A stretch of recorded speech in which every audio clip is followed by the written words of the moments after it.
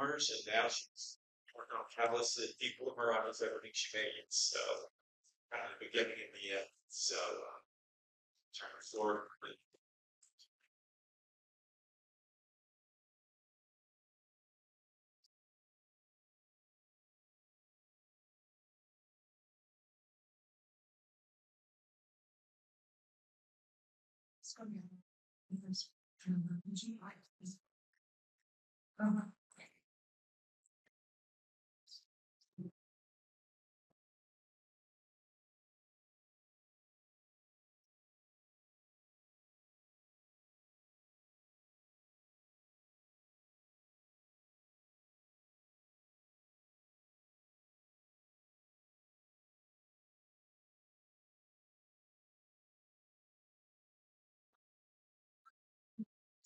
For coming with us to talk about my efforts to unmove some of the things like doing trying to make polyolefin stuff. And we'll start with a more general introduction, saying that even though the plastic waste problem has caught the public's attention, and there are many stories about the catastrophic environment crisis that is a really to deal with, and it's very important in solving plastic waste crisis that we don't make this bigger problem worse. And that is the challenge ahead for chemical manufacturing. The transition that we all foresee is a gradual replacement of fossil carbon used as feedstocks by other forms of carbon. And at the same time that we're trying to reduce the environmental impact of chemical manufacturing, we're going to have to increase output. There's worldwide increase for chemicals. And so thinking about how we use carbon in the future is going to be obviously critical. The narrative for more than a decade now has been that carbon eventually needs to be renewable. But we are starting to think more now, making carbon circular. And as we think about what kind of feedstocks might be used in this circular process, obviously a lot of attention has gone to biomass. People now are working on reducing CO2. And recently, since we're not thinking about plastics, the idea that the chemical composition of plastic waste is not that different from the chemical composition of the feedstocks that we currently use is appealing. We don't have to dramatically reduce this material.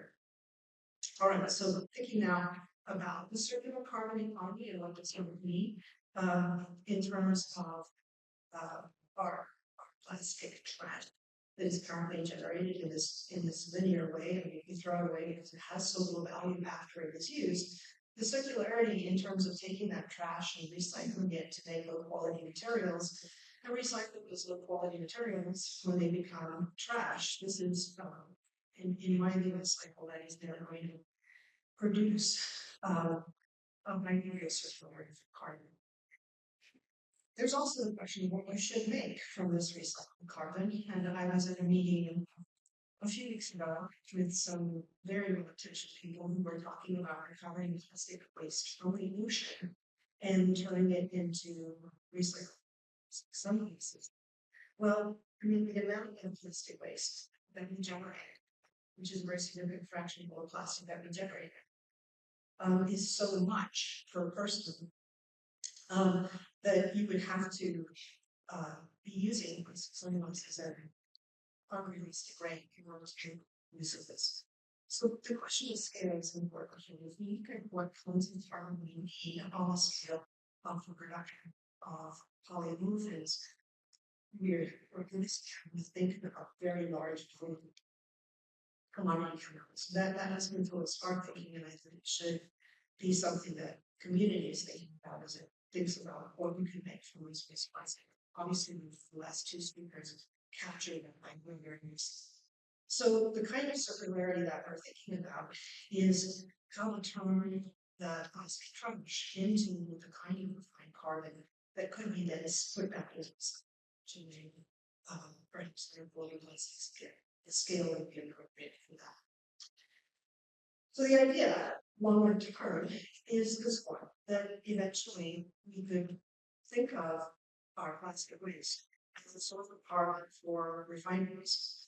And in addition to remaking plastics, we remake other things that we currently make from pollutants. Those can be longer life pollutants, aromatics, oxygenates, and so on. Could our commodity chemicals be a new source of platform chemicals? And this idea has captured the imagination of quite a variety. So thinking about how kinds of things we could make, where are the targets?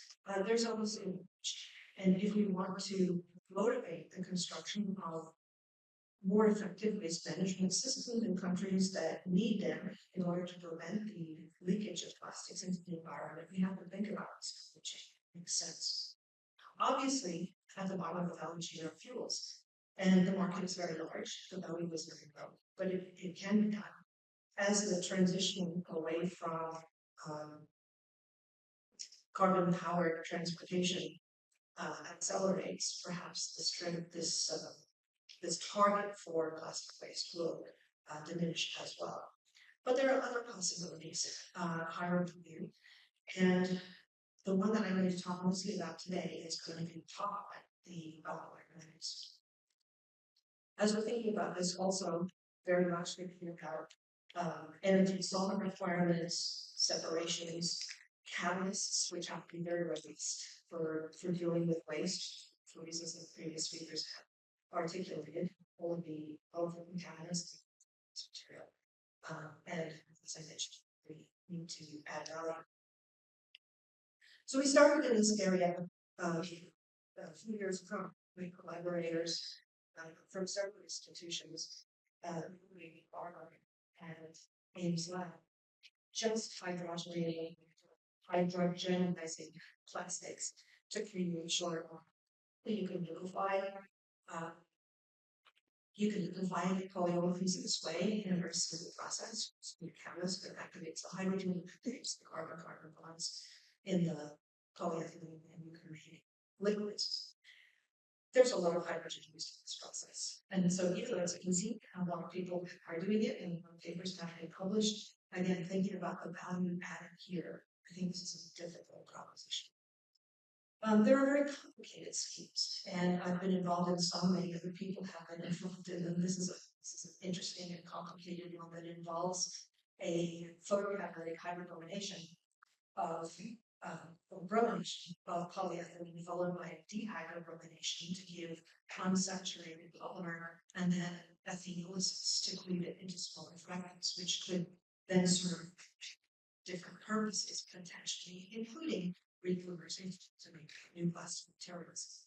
Probably too many steps here, too complicated to be directly useful and in terms of adding value to these kinds of materials. We've worked, and I'm not going to do anything more than give a nod to this project on the transformation of polyolefins back into commodity monomers. In this case, the transformation is not polyethylene back to ethylenes, which would require a large energy investment, but the almost thermoneutral conversion of polyethylene to propylene via a tandem strategy, which involves a combination of ethanolysis and isomerization. So this is an appealing process because it generates propylene, which can be used to make virgin polypropylene. The challenge here is that only 1/3 of the carbon in the propylene actually ends up coming from the recycled polyethylene. Okay, and so most of it comes from the ethylene, and then you have to think about where does that ethylene come from. But it is a very simple process. And so another talk at this meeting. So the book that I'm going to plan to talk about today is this one, and that is the converting the polyethylene to alpha aromatics, and not ETX aromatics, but having alpha olefins, also using the tandem process involving hydrogenalysis and aromatization. Now, the interesting thing about this tandem process is that it involves a hydrogen redistribution, so you don't actually have to add valuable hydrogen to make these two products. One of them being alkenes, long-chain alkenes, which have potential applications in lubricants, and the other being these alpha aromatics, which produce the hydrogen or supply the hydrogen for the hydrogenalysis process. When you put polyolefin into a reactor with catalyst, which is capable of achieving this transformation, and nothing else will follow the kind of hydrogen, the conversion equilibrium is about 30%. It's in orange. So it doesn't matter if you start with a model polyolefin, which we use like everybody else doing fundamental research in this field, or actual post-consumer polyethylene that you get from the producers. But not mixed part of this, but it's definitely continuous formulated polyethylene.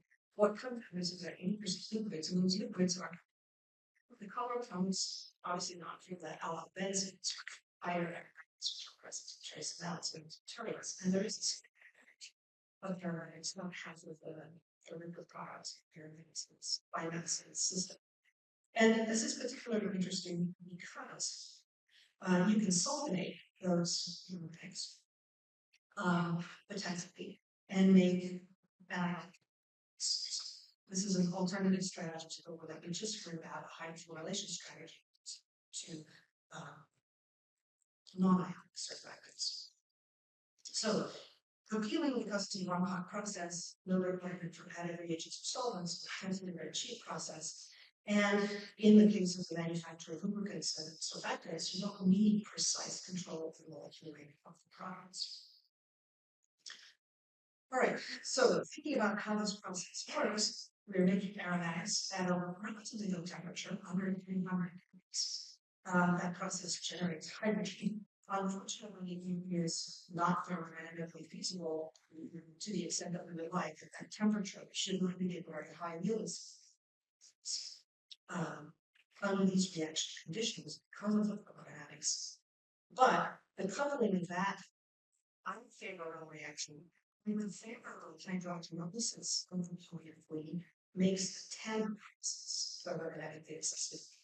So if we think about our polyolefin, which has about 330 carbons per chain, and we're breaking it down to molecules that have about 30 carbons on average, that's something like 10 hydrogenolysis events per polymer chain, and that's more than enough to pay the price of forming these increments in the first place. What is actually really appealing about this process is, for me, is that it doesn't work very well if you use light hydrocarbons. So we don't have to compete directly with elements from crude oil in making these molecules in a one-product factory, because they don't show enough hydrolysis to allow this reaction to be favorable at the reaction temperatures that we operate at. There is, however, a serious downside. It's evident in our first report, which was just a proof of concept, and that is that the process is very slow, or alternatively, it requires a very high catalyst load. And so you can put your polymer in the reactor with the catalyst heated for hours and hours and hours in order to get a compatible yield of these liquids. So obviously we needed a more effective catalyst. The thermodynamics was the catalytic reaction. And we started playing with different catalysts. And so here are some results, actually with a novel compound, which is easier to work with, easier to quantify, make sure that you are accounted for all the products and flows and its using various types of supports for the original platinum nanofibers. And our original catalyst was platinum, was first on gamma alumina as sort of 1 to 2 nanometer particles.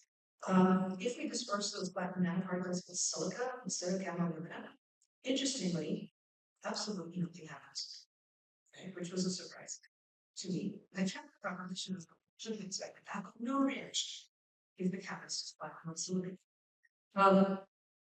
And so obviously the alumina is playing a role in this reaction, which we had not originally anticipated. We suspected that it had to do with the acidity of the alumina, which is not present at all in the silica. And so we moved to a more acidic support, silica alumina, and saw forest in peaks in product distribution. We are obviously getting a lot more activity and a less selective depolymerization with a highly acidic catalyst. If we go even more acidic and used as zeolites when we supported by on CSM5. Now we get a lot of gases, so the activity is much higher. And much was a small fraction of products now, seeing very precise aromatics, but very light aromatics. So clearly there's a very strong catalyst support effect in this reaction, and we hope this is further investigation. Now, in hindsight, it's completely obvious what's going on. This is very and obviously the well-known hydrocracking mechanism has a role for the melt sites and a role for the acid sites, and there's a synergy between them. We need both to operate effectively. The melt sites are doing dehydrogenation, rehydrogenation of processes. It's are skeletal rearrangements of the decision. Really widely used, most effective hydrocarbon catalysis by functional material. Platinum is floated on the chlorinated alumina with about 0.5% platinum and about 1% thorium. We're not far off from platinum loading. We didn't have any chlorine in our original catalyst, and so we started making catalysts that had chlorine. In fact, we used chlorine and fluorine at about 1%. We modified the synthesis procedure slightly to make sure that the carbon size distribution hadn't changed. We wanted to make sure that we were comparing apples to apples. So all roughly 1 nanometer platinum nanoparticles, they don't center appreciably as the disconnectors with the fall of electrons taking place at temperatures, but very different on synthesis. So gamma alumina being less acidic, chlorinated alumina being more acidic, and fluorinated alumina even more acidic. So it was very obvious that the catalyst acidity accelerates the carbon-carbon concision in these materials. Showing here the example of these 3 catalysts with different halogen contents, and the rate of carbon-carbon concision for the reaction of the molecule involves the ethylene. And what we can see here is that an increase in acidity ought to favor fluorinated alumina, and clearly fluorinated alumina is not our most active catalyst here. The increase in Roxy acidity is greatest for fluorinated alumina, and that is the catalyst which gives us the best depolymerization activity in polyolefin. So it does appear that synthesis sites are playing the crucial role in this reaction. Now, it's always been known for complex kinetics of depolymerization without mass transport, and we did look at it's got a platinum fluorinated alumina with same catalyst used here. Look at it. I'm looking at polyethylene promotional material. It's not appreciably as active to most electrolyte material, so it does appear that we're seeing something intrinsic here to get these catalysts. And we also discovered that if we create a catalyst just by mixing the original platinum organic with some chlorinated alumina, putting it with non-smooth and acid sites together in the reaction, but not as part of the same catalyst particles, it works about the same. And that means that in this particular reaction, proximity between the melt sites and the acid sites is not only possible because it's a very slow reaction, still, although it's much faster than the original reaction, we get much more depolymerization with the presence of the acid sites in the system. Okay, so going back to our molecule for a second, just so we can study kinetics, depolymerization behavior with tricontane, saturated C30 alkane under the sorts of conditions that we use for depolymerizing polyethylene. Here we get close to a complete mass balance. You can see here the distribution in terms of unreacted material in brown and very slightly reacted material in orange. The yellow is the depolymerized material, deoligoized material, and a little bit of gases from it. And you can see the dramatic effect of acidity in terms of accelerating the formation of light compounds. All right. It's important here that we optimize the metal acid site ratio, and we can do that now because we can have the 2 components of the catalyst separately to the reactor. We can do that simply by adding more of the homogeneous alumina And the appearance here of these plateaus signifies that we are not pre-limited by the metal catalyzed depolymerization reaction. It's really the acid catalysis steps that determine the overall rate. And you can see here this acidity of the fluorinated aluminum stuff in polymers than the amyloid. But the differences are not that large between these different materials if you control for the column of acid sites. And so we plug this in a different way here, looking at the number of carbon-carbon incision events as a function of time, assuming that this reaction is zero order in the number of carbon-carbon bonds. And I'll show you shortly that that is actually an assumption which is borne out by experiment. So we're plotting here the average rate of carbon-carbon bond excision during the reaction, average being close to actual, which is 0 as a function of the total number of strong bond acid sites in the system, varied by simply adding more of the halogenated aluminum. So the amount of aluminum is the same in every case, just vary the number of acid sites. And all of these rates lie close to the same line. So there are not different correlations for different sources of acidity in this system. The slope of this line is something like a terminal frequency, just per normalized per acid site. So we actually have a way of describing the rate for this reaction. Quantitative, hoping that if more people start to do this, we can actually compare different catalysts in a quantitative way, much like okay. So the increase, the effective increase in the rate of the reaction by adding acidity here, based on comparison to our original platinum and aluminum catalyst, is an order of magnitude, something that took used to maybe an hour to a few hours to cook. We can also leave out the metal part and say if the acid was doing so well here, if you use that by itself, and you can, but it's not as effective. So certainly there's a synergy between metal sites and the acid sites in these systems. We think about an effective 3D vascular reaction. Okay, I will go over to that. Here's our very, very bad course, the one that did absolutely nothing, the contain. Here's what was good. It hardly reacts at all, or it hardly catalyzes any reaction with polyolefin. But if you combine it with its catalyst, gas combination catalysts, or it's the equivalent to platinum on aluminum combined with a halogenated support. And so huge increase in activity, clearly the acid sites are essential in this bifunctional reaction. So the mechanism that we propose will not promise to anybody who works in the endocrine area. The metal sites obviously are taking our polymer and creating olefinic states in it. And the acid sites are protonating those donor bonds to create carbanium ions which undergo decision and resulting in things that are by platinum. The hydrogen along the way, remember, is not added to the reactor, it's coming from polymerization, which I'll come to in a second. All right, so I think we have a rate law now for polyolefin depolymerization over this catalyst. It is 0 over everything because the rate is limited by the acid catalyzed steps. It is first order in the acid space, which is the linear correlation I just showed on the previous slide, and 0th order in the number of carbon-carbon bonds, which I haven't proved to you yet, but we'll come to that in a second. So we can actually get effective rate constants for this kind of reaction.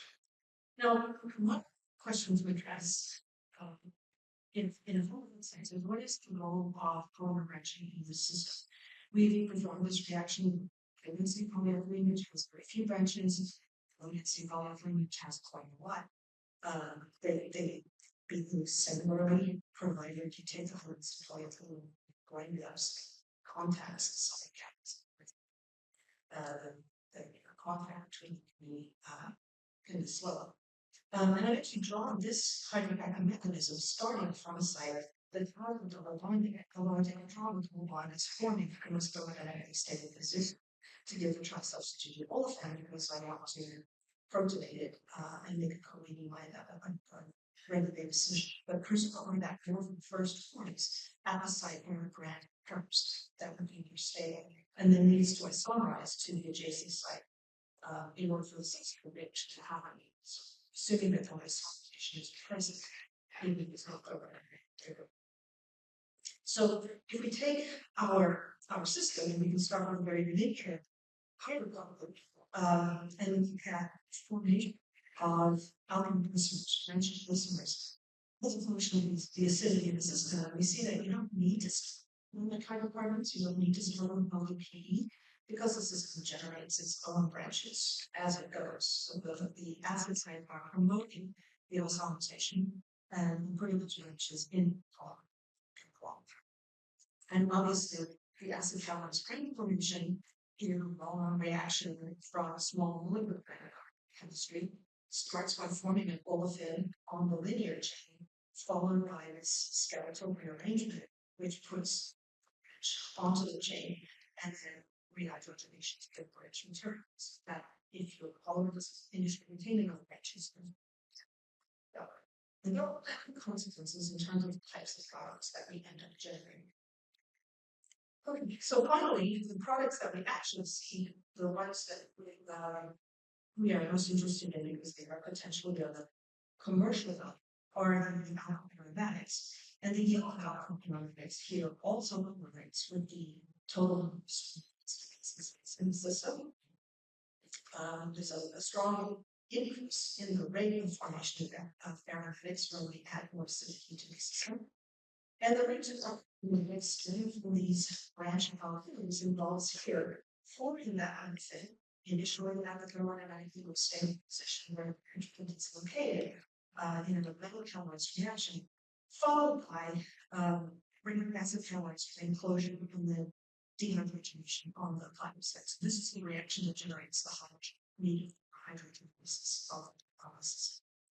So if we do this, and if we start from that branch point on the polymer chain, then to generate the olefin here, and that's the site which is most likely to undergo the stabilization reaction, then the ultimate aromatic should contain those little branches, or whatever branches are present in the original polymer. This can be longer branches, but branches that come from this isomerization is necessarily going to be that. And the rest of the arms of the polymer chain that get carried along with this will then be located in an orthogonal position relative to each other and which is form. So the evidence that we actually are forming natural substituted aromatics in these strongly acid catalyzed reactions comes from the proton NMR. And you can deconvolute in addition to the aromatic compounds, the region are into the protons, which are carbons directly bonded to the. There's a clear signal here from our methyl groups on the aromatic groups. Finally, the effect of the constant acidity on the molecular product is important as well.